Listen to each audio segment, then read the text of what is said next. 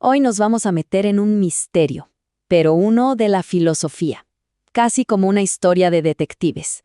La pregunta central es, ¿qué es lo que hace que una explicación científica sea, bueno, científica?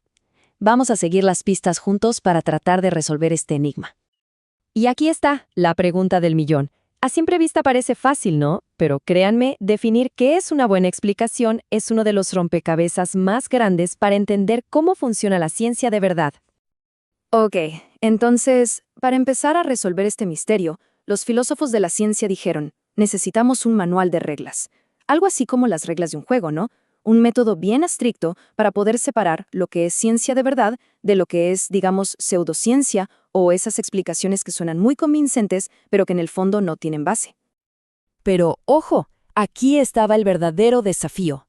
Los primeros positivistas, por ejemplo, ni siquiera creían que la ciencia explicara nada. Así que el objetivo era traer de vuelta la idea de la explicación, pero con mucho cuidado. Se necesitaba un equilibrio súper delicado. Por un lado, las reglas debían ser lo suficientemente estrictas para dejar fuera la metafísica, pero por otro, tenían que ser lo bastante flexibles para no terminar descartando las explicaciones que los científicos usan todos los días. Un verdadero acto de malabarismo. Y claro, de toda esta búsqueda apareció un sospechoso principal. La solución que parecía perfecta, súper elegante, muy lógica. Parecía que, listo, habíamos encontrado la respuesta definitiva. Una teoría que pintaba para ser el modelo a seguir para cualquier explicación científica. Y aquí tiene su nombre oficial, los modelos de cobertura legal. Filósofos como Hempel y Oppenheim fueron los grandes arquitectos de esto. La idea, en el fondo, es bastante sencilla. Para explicar por qué pasó algo, tienes que demostrar que ese algo era de esperarse, que estaba, por así decirlo, cubierto por una ley general de la naturaleza. Este era básicamente el manual de reglas oficial. Ahora bien, este manual venía en dos sabores, por decirlo así. Por un lado, el modelo deductivo nomológico, o DN para abreviar. Pensemos en este como una máquina perfecta de causa y efecto. Si se cumplen las condiciones, el resultado está 100% garantizado.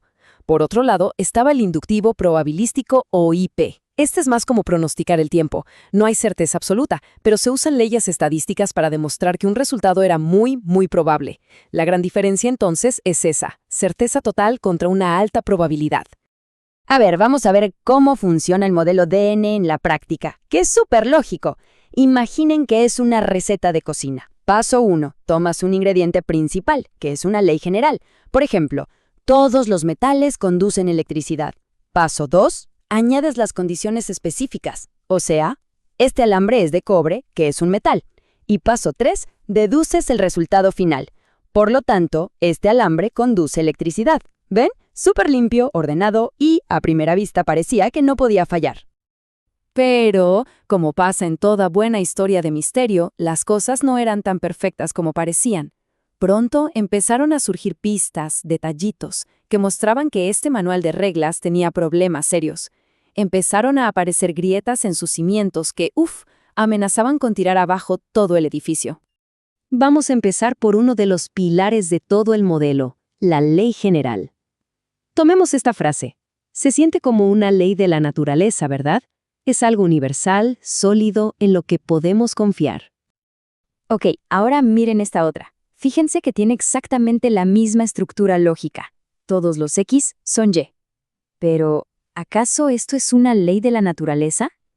Pues claro que no. Es una simple casualidad, lo que los filósofos llaman una generalización accidental. Y aquí está el primer gran problema. El manual de reglas por sí solo no sabía cómo diferenciar entre una ley de verdad y una simple coincidencia como esta. Fue el filósofo Nelson Goodman quien dio una pista clave para resolver esto.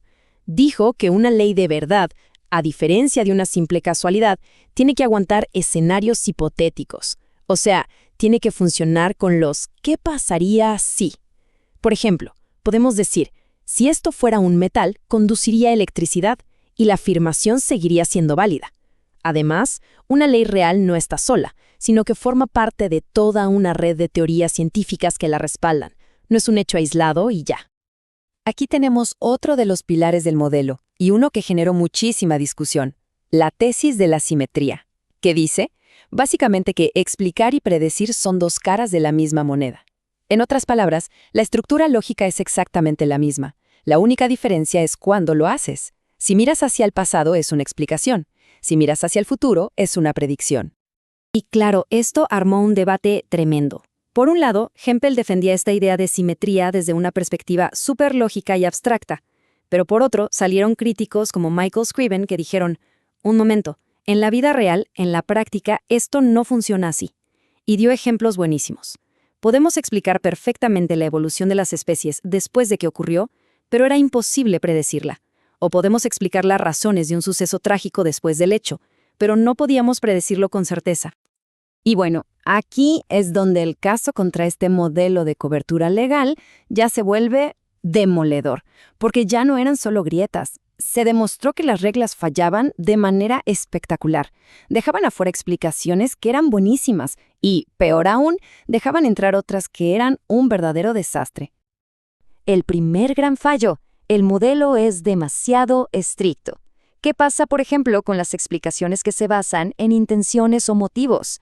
O sea, las razones por las que la gente hace las cosas. Esto es fundamental para la historia, la sociología, para casi todo. Pero como las razones de una persona no son como una ley de la física que predice algo con 100% de certeza, el modelo de cobertura legal simplemente las tachaba de no científicas, y eso es un problema. Pero la prueba de fuego, el ejemplo que realmente tiró por tierra la idea de que estas reglas eran suficientes, involucra a uno de los edificios más icónicos del planeta. Fue el filósofo Sylvain Bromberger quien planteó este argumento letal. Miren qué genialidad.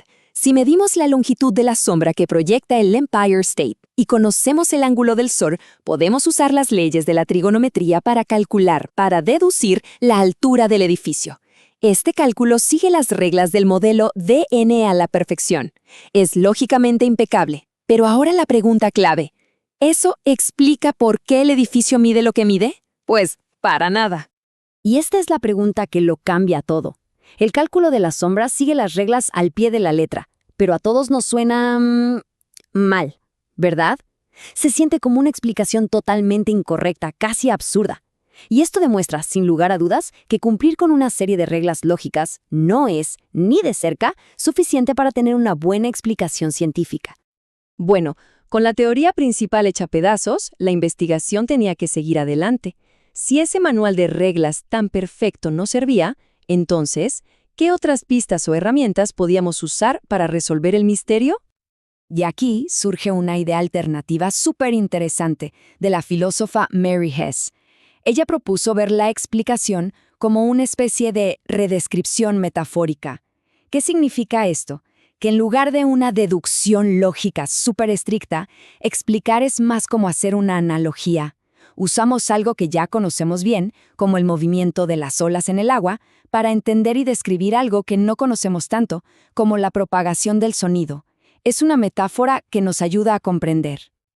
Y esto nos lleva al corazón del asunto, a un cambio de enfoque total, que Michael Scriven resume perfectamente en esta frase. Quizás al final, el objetivo de una explicación no es tanto cumplir con un checklist de reglas lógicas. Quizás el verdadero objetivo es algo mucho más humano, la comprensión. Una explicación es buena si nos ayuda a entender, a que la nueva información encaje con lo que ya sabemos del mundo. Y así, nuestro viaje nos trae de vuelta al punto de partida, al enigma inicial. Pero ahora lo vemos con otros ojos. Ya vimos que el intento de crear un manual de reglas perfecto, pues, fracasó. El misterio sigue abierto y nos deja con la gran pregunta. Si no se trata solo de seguir una fórmula lógica, entonces, ¿cuál es ese ingrediente secreto? Esa chispa que hace que una explicación sea realmente científica y no solo una historia más. Ahí queda la pregunta.